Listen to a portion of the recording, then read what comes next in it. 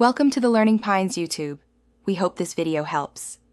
You start by preparing both devices, the Ntorq and your phone. Turn the scooter ignition on so the display powers up, then open the Ntorq settings and enable Bluetooth and visibility or pairing mode.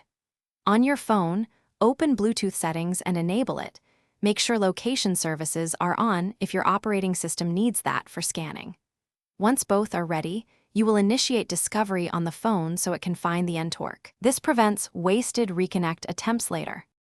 You now perform the pairing.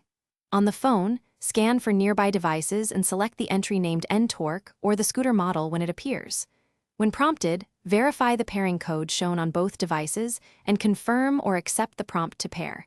This secures the connection so commands and audio route properly.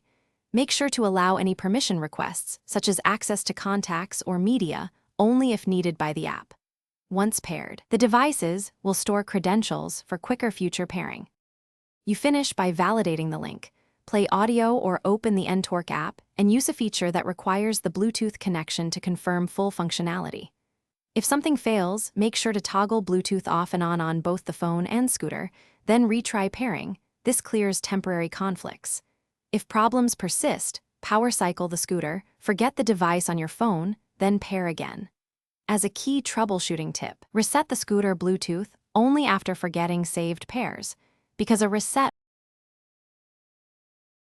Thanks for watching. Consider subscribing if we helped you.